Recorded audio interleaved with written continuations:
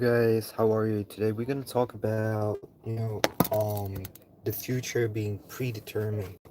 Predetermined meaning, while there is actually no future, what actually Ramana and Mooji say when, actually it was Ramana the first one who said it, that whatever is supposed to happen will happen, and what is ever is not supposed to happen will not happen. And I think so, whatever the mind says it should happen, um, it's interesting how in life uh, you have the idea of being able to kind of manipulate Maya or the 3D world, but it's kind of not true. Also scientifically proven. So basically, we know from Harvard studies that the body already knows that it's going to do something before the mind knows it.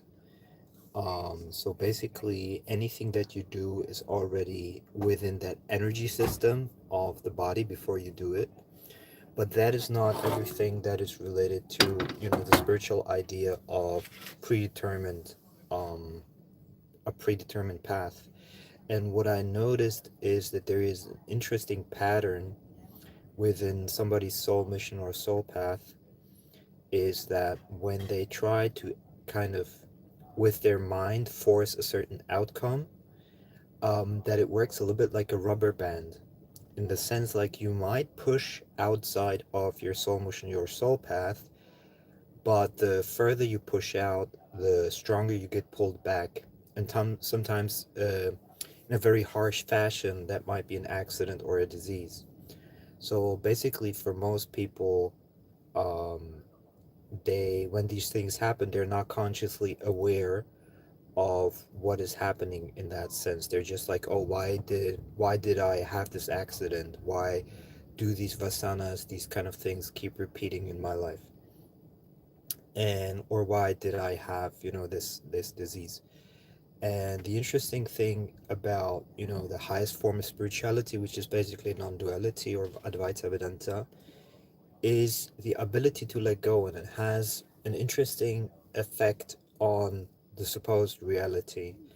It is that instead of pushing in a certain way, um, and thereby expanding the rubber band, you are actually more reactive. But that is also a question of your astrology, because some people have a certain astrology which is more kind of like an outward assertive energy, and certain astrology has more kind of like an inward energy.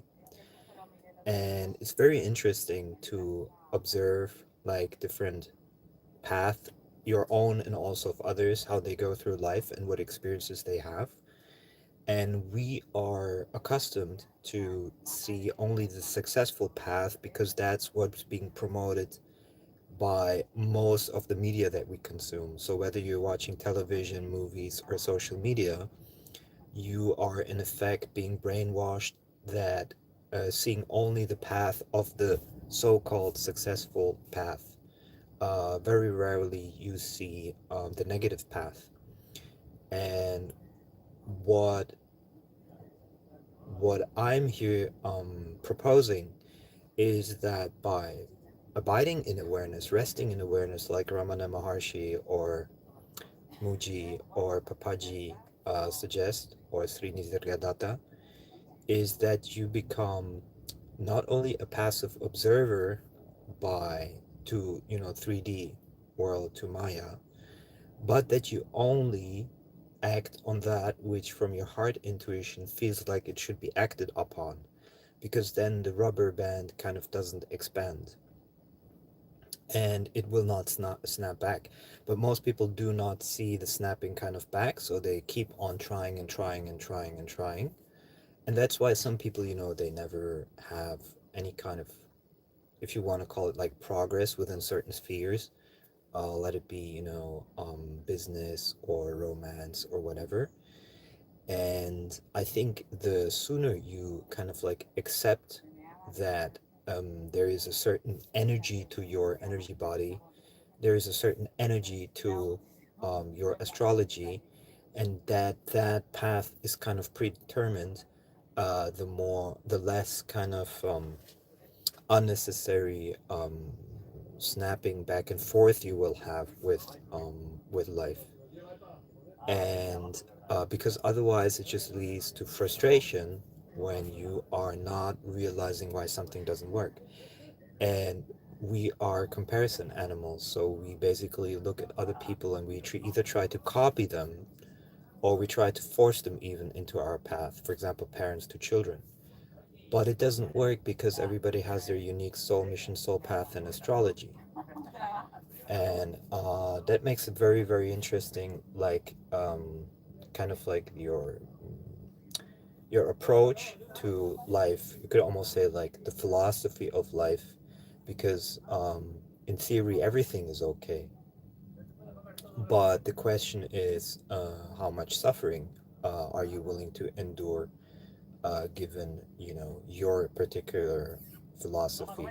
The problem is that we copy the philosophy that society gives us, and that's where then the whole kind of unspiritual, mostly unspiritual, but there's also some spirituals, the kind of like red pill or escape the matrix kind of um, consciousness or movement forms.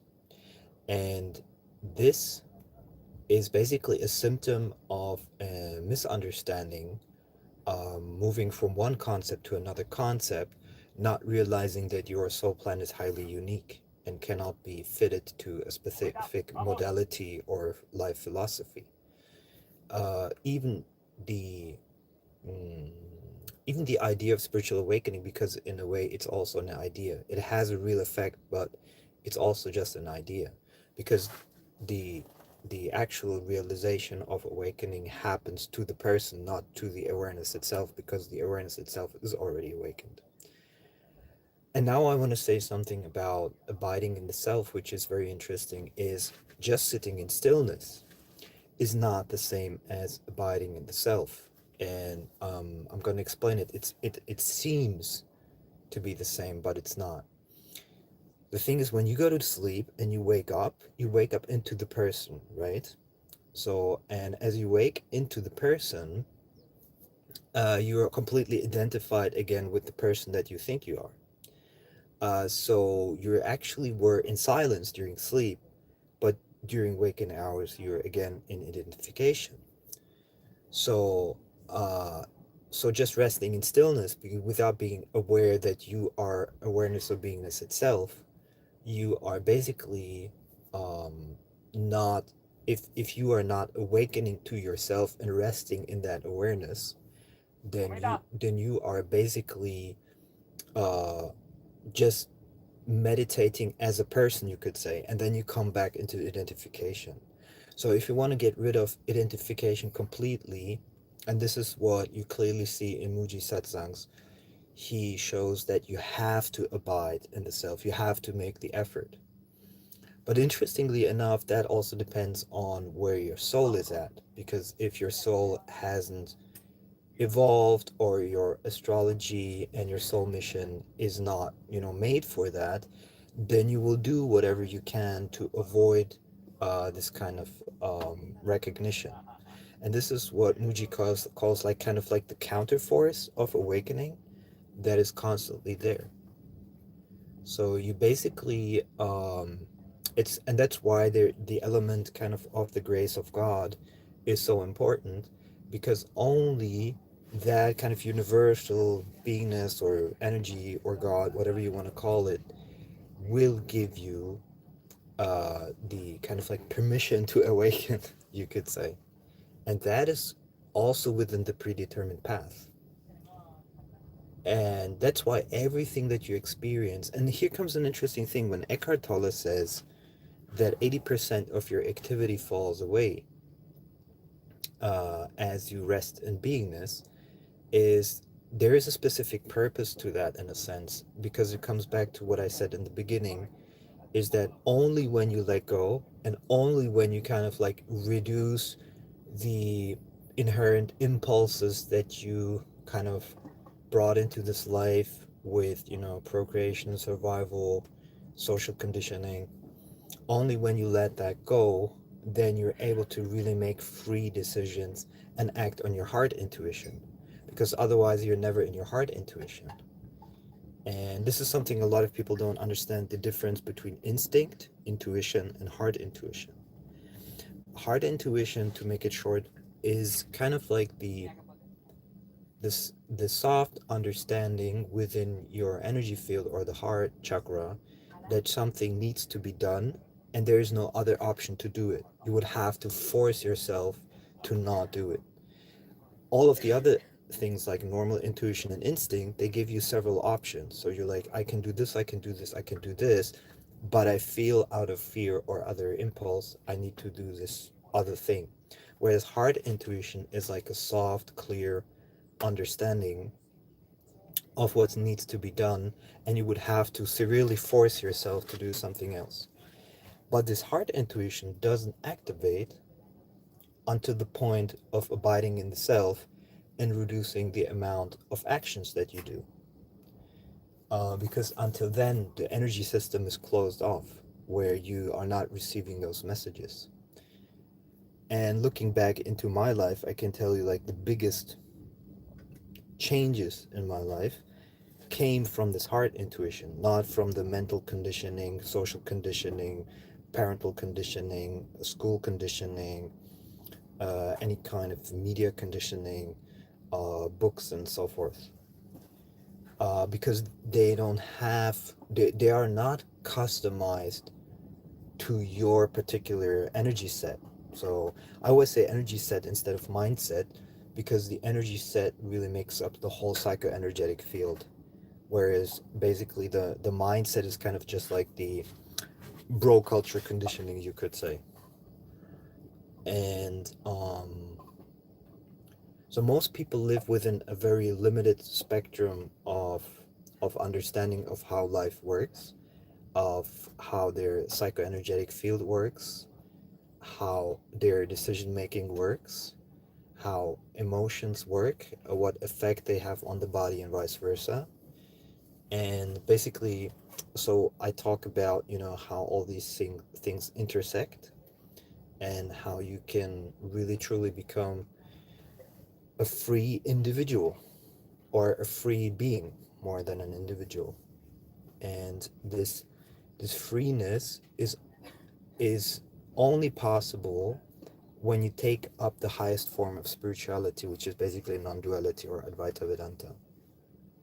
Because and that's why so many people are attracted now to Vipassana, even when they don't understand even that it has to do with non-duality and spiritual awakening, because they feel that tremendous need for this kind of like true freedom from the self, because you're actually not freeing yourself from Maya, you're freeing yourself literally from this kind of like karmic psychoenergetic field. And that's why most reactions and most people, when you listen to them, when you interact with them, it's actually their karmic field that is projecting their pain onto you or onto the situation. That's why I say 90% of people are actually toxic metaframers, because they're not realizing that they're outwardly projecting their pain. And to release yourself from the pain is kind of like the yogic way. And the most direct way is, of course, non-duality. And thereby you free yourself from the emotional prison of responding to your with your karmic field to whatever is surrounding you. Hi Tomasz, how are you? So basically what you have to do, in other words, is follow any of these non-duality teachers very closely, because it's a full package. Now you have a tons of other interesting esoteric spiritual teachers like Bashar, where he says follow your highest excitement, all of these things, and they have some truth to them. But if you want to go the highest kind of way, you would go full in non-duality. But a lot of people cannot do it, because for most people it's much easier to follow the highest excitement, because that is like within, say, over 90% peoples of the soul people's soul path, they can understand it. So if I say, do right now what excites you the most, it's super easy for people to react on that.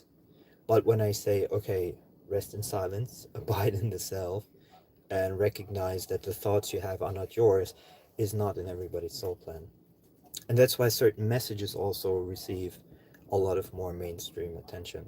And that's why, for example, teachers like Mooji don't explode, from 800,000 subscribers to, 80 million subscribers, because it's not in people's soul plan. It's all a question of how much you want to be freed, and the higher the karmic pain, the more motivation to free yourself from the karmic energy field. That's why Mooji also says that basically anybody who is um, on that path seemingly also has the higher pain. Not everyone, but a lot. For example, Ramana Maharshi just had, spontaneous awakening, just as Eckhart Tolle.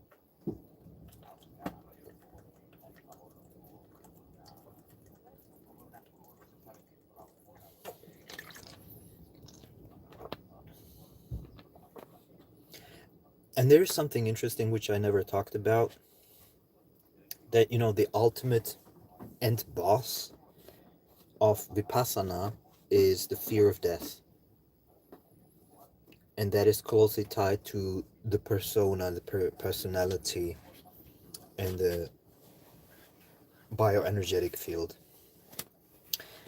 And only when that when the realization is so far that it disconnects from the sphere, and you abide in that, then the actual energy body gets cleaned.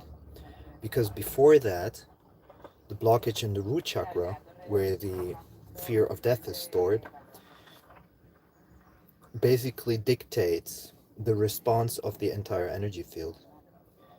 So while you think you're free, you're actually constantly responding on fear of death without realizing it, because it's cascading to the other chakras and to the other impulses.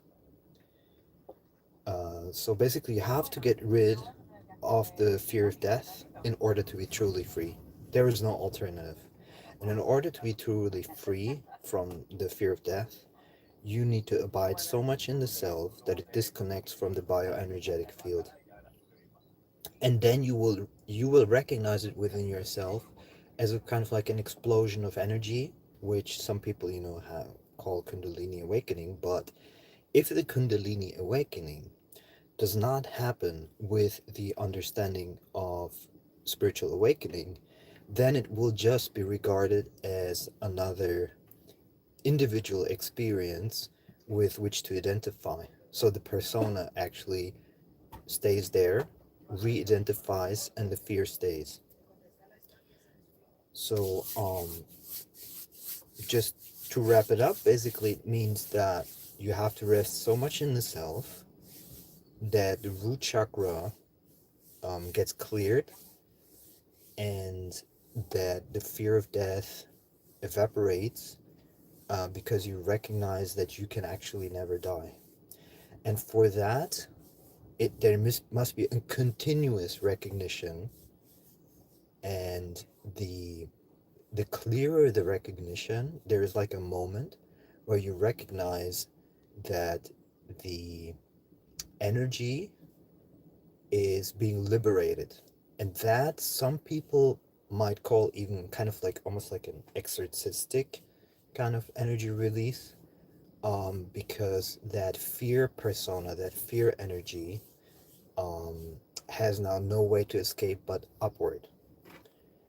And it's interesting when I look at people who are psychologically very blocked, is that they kind of sense that force of that energy, but they have no modality of how to go about it in order to free themselves from it. And it's interesting that sometimes I meet these people, but I've not yet felt that I should teach them. So I was more like just listening to them, and then I felt like I wanted to get away from them, um, because I think that you must feel it in your heart intuition when it's the right moment to talk about it or to teach. And so I wish you good luck and see you soon.